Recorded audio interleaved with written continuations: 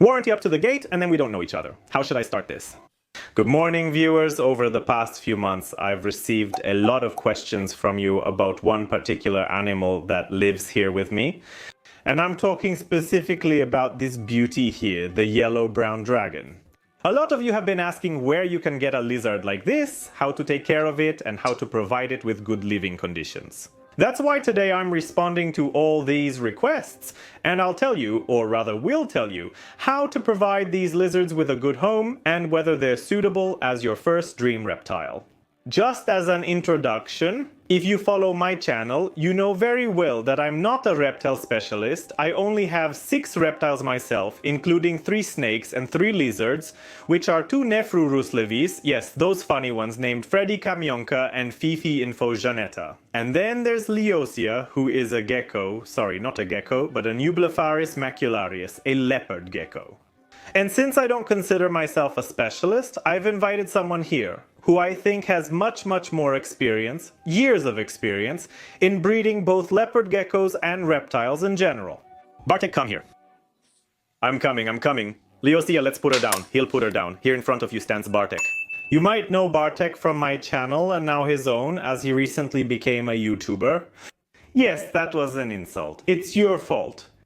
In the description below, I'll leave you a link to his channel, and I'd appreciate it if you subscribe to him there, because for a new channel, in my opinion, he's making really cool content. We also run the oh my god exotic animal exhibition in Wrocław at 63 Świętego Mikołaja Street, where you can see our animals and sometimes meet us. And Bartek isn't here with me by accident, because you don't breed them, but you do keep a large number of them. Exactly. Hi. On a daily basis, I run an exotic animal breeding operation. I mainly breed corn snakes, but as you mentioned earlier, I've also been working with geckos, specifically leopard geckos, for many years and in large numbers, because I actually don't breed these animals.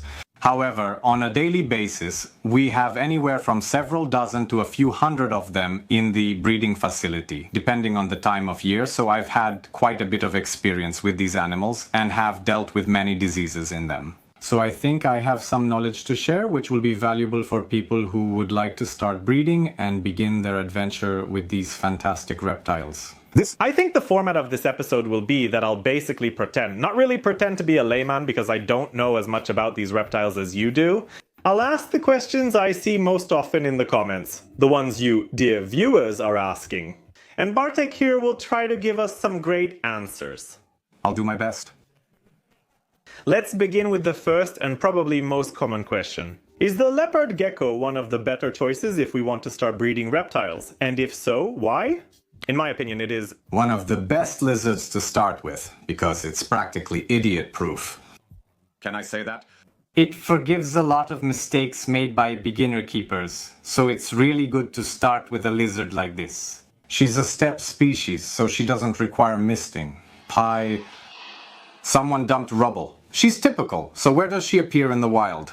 Iraq and Pakistan are dry, warm places, so she doesn't need misting.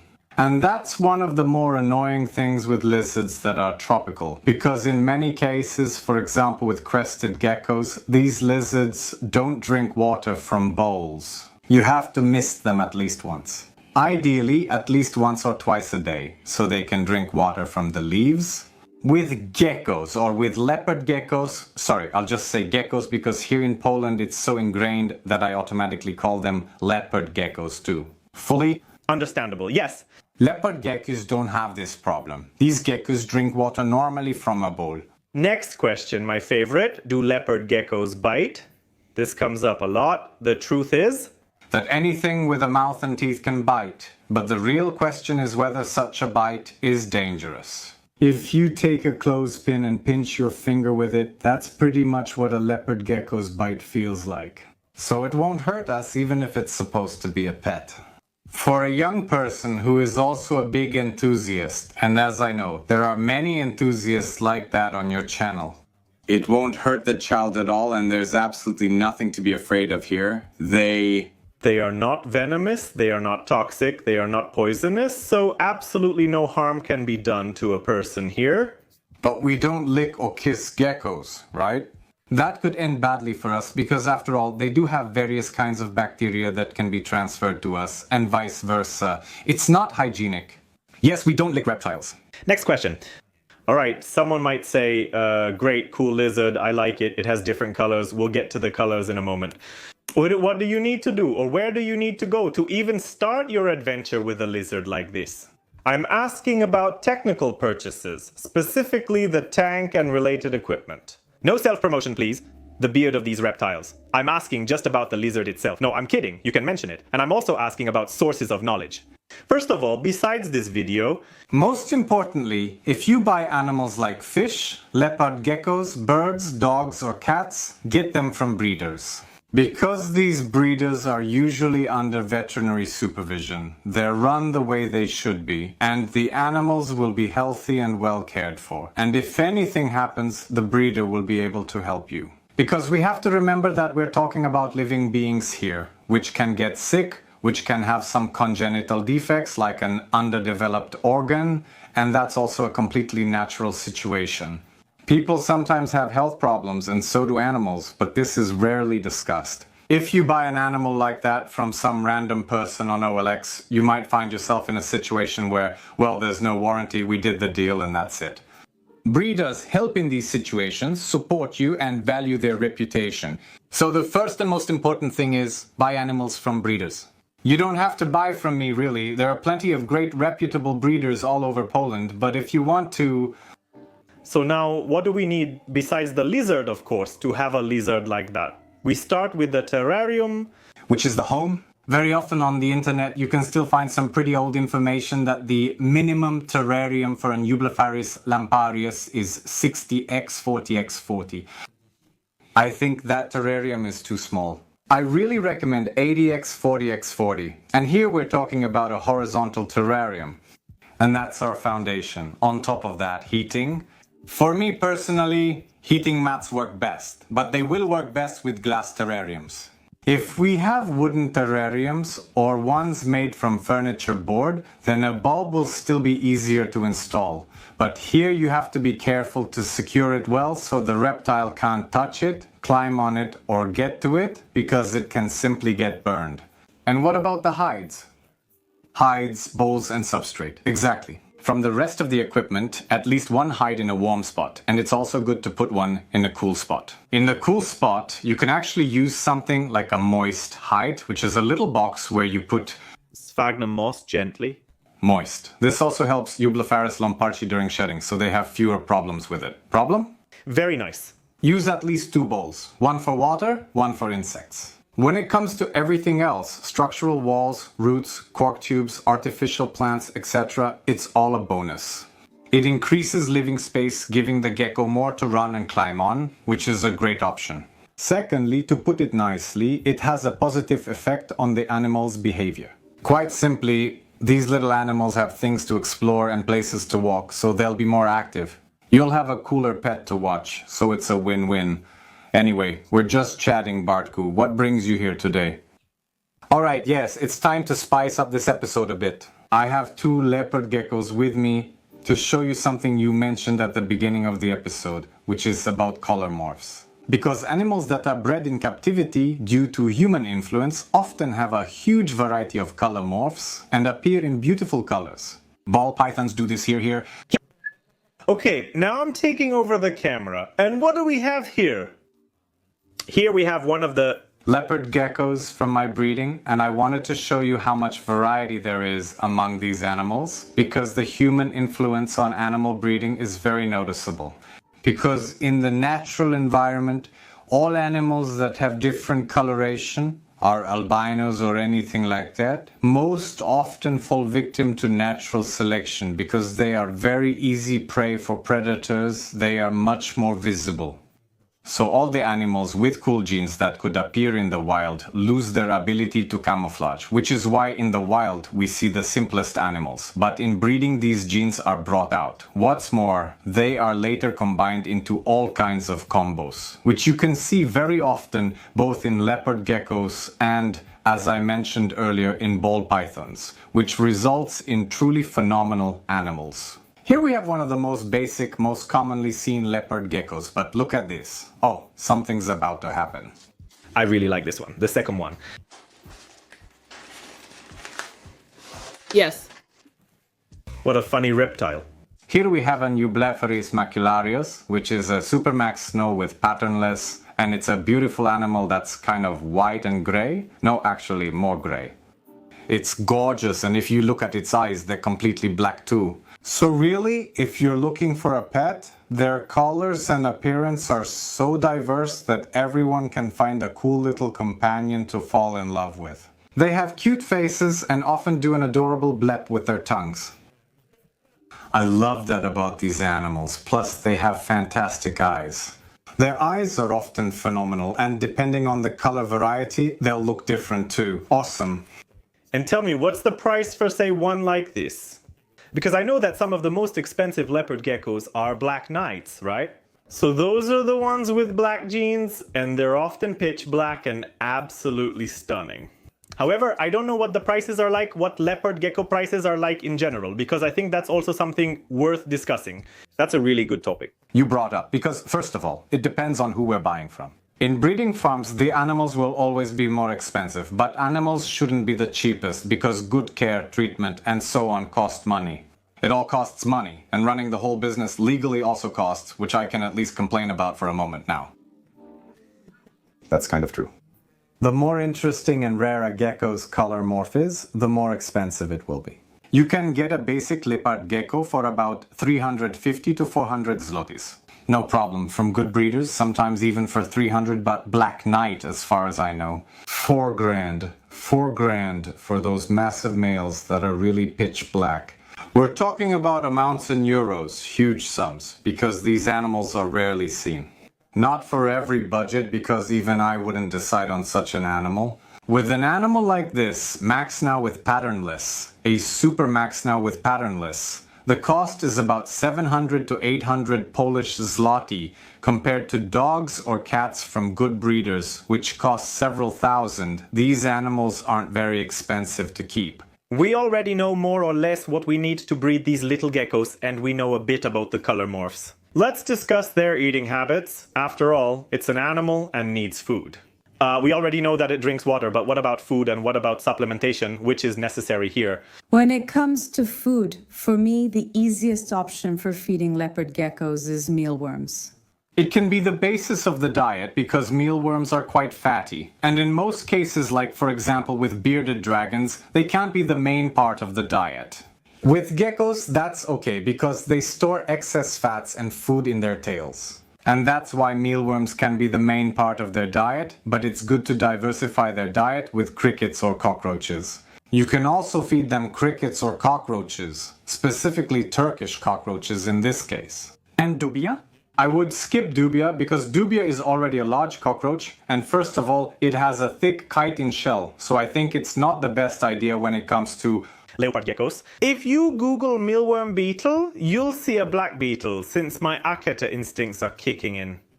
The mealworm beetle from the Tenebraionidae family is found in Poland. We feed leopard geckos its larvae, the worms of this size. These are larvae. If you wait, they'll become small black beetles. Don't worry, but don't feed them. Beetles from this family smell bad. And they have this trait that they secrete an unpleasant smelling substance, so we feed with larvae. Actually, you could also give the pupa, as it's also full of nutrients, but not the adult beetles. That's just my little quirk. Yes, I just wanted to say that sometimes there are poopy that are very funny. Fun fact, I didn't know it occurs naturally in Poland. This is our native species. We don't have woodlouse here. This is not our native species, but the mealworm beetle definitely is. What's more, it's not just the mealworm beetle, because we have at least 2 species of mealworms, at least 2. Okay, I was shocked, very... A key point about Eublephar lamparsi is they require supplementation. This is a very important thing because without supplementation, they will simply get sick. For example, they can get metabolic bone disease, which is a calcium deficiency that causes the bones and spine to become deformed. These animals look awful. You can probably find photos online because it will be very many, so you can see what it looks like. So supplementation is really important. We have calcium and vitamins. How do we manage all the options on the market? We offer calcium with or without vitamin D3, and the same options apply to vitamins. In general, the rule is quite simple. If we have a nocturnal animal that doesn't require ultraviolet light, like our leopard gecko, then we need to give vitamin D3 quite often, so it will go together with calcium. Calcium is the basic supplement that we give with every feeding, while vitamins are given once, at most twice a week. I cover the mealworms in calcium and keep them in the gecko's bowl daily. I also provide vitamins and dietary variety using crickets or cockroaches, so both supplementation and feeding are managed. And with D3 you have to be careful, because giving too much is vitamin D3. It strains the liver and can cause the gecko to die from liver failure. It's sad. I don't know if you'll include this. We'll see. Of the important topics, only animal welfare remains. Because leopard geckos, as you can imagine, for example, they shed. So, while the animal is with us, we'll be dealing with various situations, sometimes even crises. Because something might go wrong with the shedding, and so on and so on. Since they're vertebrates, they also get sick, as Bartek mentioned, right? What happens if our gecko starts behaving strangely? So, do we take such a gecko to the vet? If we go to the vet, what should we do with it after? What problems can occur during shedding? And also the symptoms that would indicate something is wrong. It's a broad topic, but I think it's worth discussing. Very important. Because first of all, we need to start normalizing the fact that living animals will get sick, and that's totally normal. Even when buying from a good breeder, an animal may still have issues, as some diseases have long incubation periods. Just as we get sick, our animals have the right to as well. And if you have a pet that is sick or something is wrong with it, don't be afraid to ask the breeders you bought it from. Of course, a normal breeder won't blame you, criticize you, or anything like that. They will simply want to help you, because we all care about keeping these animals in the best possible condition and making sure they live as well as possible in our homes. First of all, something you mentioned, the veterinarian. Yes, there are veterinarians for exotic animals, and some may be surprised, but a veterinarian is a doctor. They have the right to issue the same prescriptions as doctors for humans. And just like our doctors have specializations, veterinarians have exactly the same specializations. More and more veterinarians are appearing in Poland. If you have such a pet and you're looking for a veterinarian, look for a veterinarian specialized in non-domesticated animals. Fun fact, you should go to such veterinarians even with a guinea pig, because it's also considered an exotic animal. Well, a lot of people go to regular veterinarians who don't really know how to take care of a guinea pig, and the truth is, it's not their fault. They lack the right specialization, and it's not common enough yet. Go to the right veterinarians. It's just like you wouldn't go to a cardiologist for a knee problem. Come on. Here. The only thing I can add is that if you notice something with your leopard gecko, like I once had a situation where Lausia stopped eating and stopped pooping. And when there was no poop for a few days, like 5 days, right? And she totally didn't want to eat, when she's usually always eager to eat, so a light went off in my head that I needed to do something about it. I took her to the vet at SKW in Wrocław. What happened? Since she's a female, she developed an egg in her body. The egg was pressing on her stomach, and that's why she was never hungry. She wasn't sick. Her egg was absorbed later, but her condition just made her not want to eat. And that's it. They did an ultrasound and everything, right? Incredible stuff. This is a really good example, because depending on the gender, different problems can appear. This example you're giving is brilliant, because it shows that females can be pregnant even without contact with the male. Yes, just like in dogs and cats, where a false pregnancy can occur, in reptiles, a false pregnancy actually results in the production of an actual egg. There are two options. Either, like in your case, it gets absorbed, resorption is the correct term.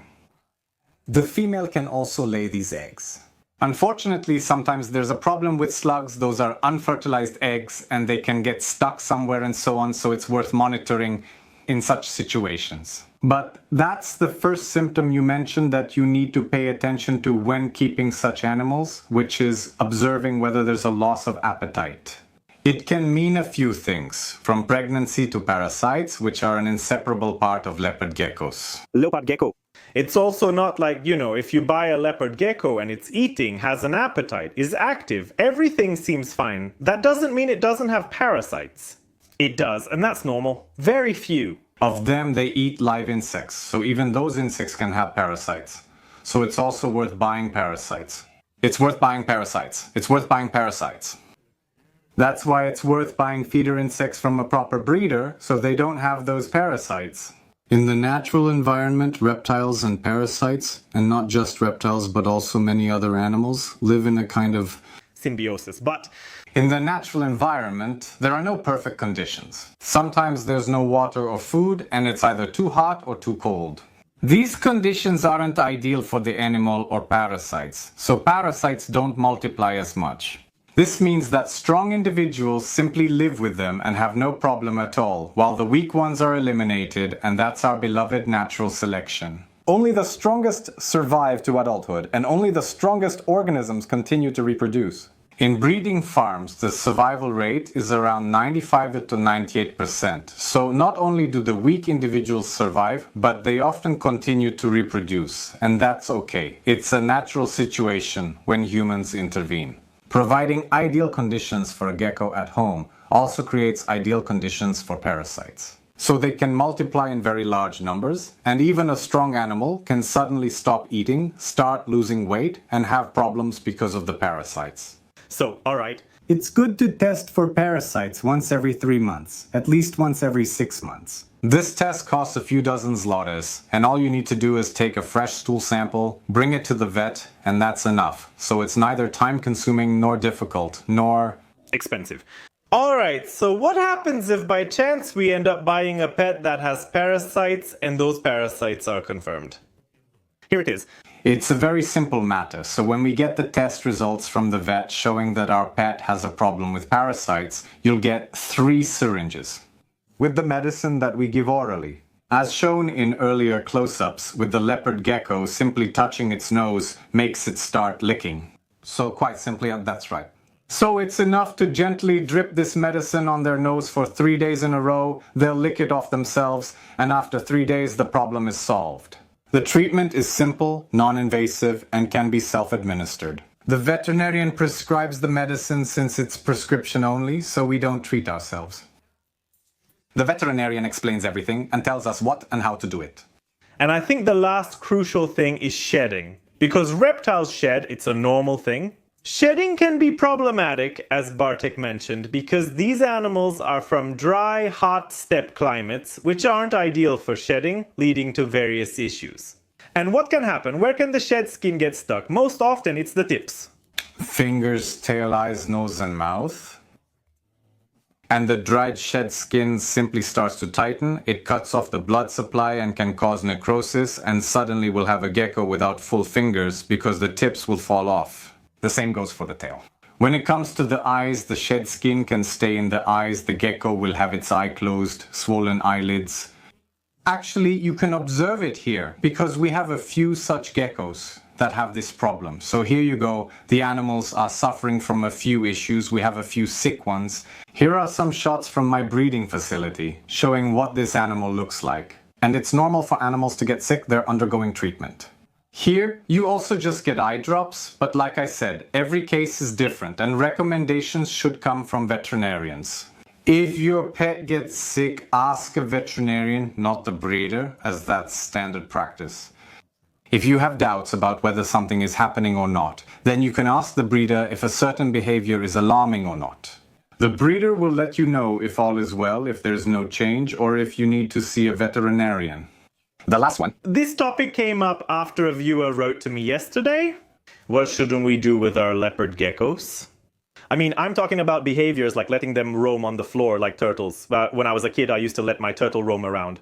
I mean, behaviors like making sure to separate the leopard gecko from other animals, like cats and things like that. Exotic animals are terrarium animals, so their proper home and conditions are in terrariums. You have the right temperature, humidity, all conditions, and proper lighting for bearded dragons. These animals are supposed to stay in terrariums. I get taking them out and spending time with them. I even recommend it once or twice a week. Take the animal out for 10-15 minutes, sit with it, because then you really get a cool social pet. But if it runs around on the floor, its joints will quickly get damaged, because panels don't provide any grip. And if it runs on the carpet, where there is grip, it can catch parasites that we bring in from outside. From Krakow, yes. Sorry, I go outside, like...